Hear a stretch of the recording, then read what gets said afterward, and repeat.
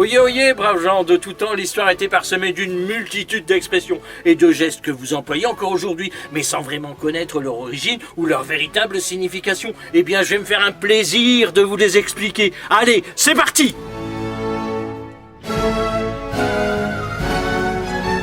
Nous allons voir une expression qui nous dit que nous sommes dans un état détraqué, et c'est être patraque.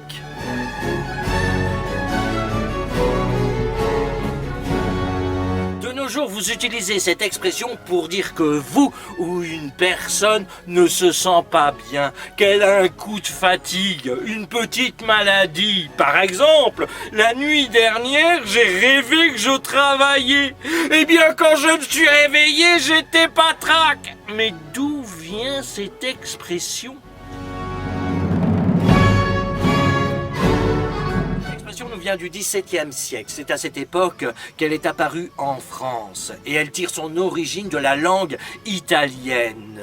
Le mot patraque vient de patacca, que les habitants de la Botte employaient pour désigner une pièce de monnaie sans grande valeur. Les Provençaux, qui à cette époque réalisaient beaucoup d'affaires avec leurs voisins transalpins, se sont appropriés ce mot et l'ont transformé en patraca pour désigner un objet usé ne fonctionnant pas bien. Avec le temps, cette expression a évolué pour désigner une personne en mauvaise santé, tandis que son orthographe s'est complètement francisé en patraque. Voilà d'où vient cette expression.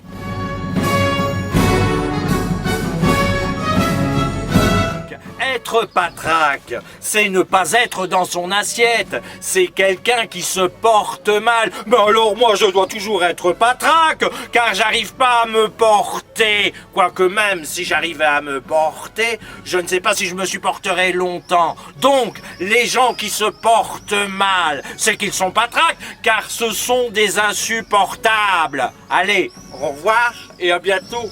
Au revoir.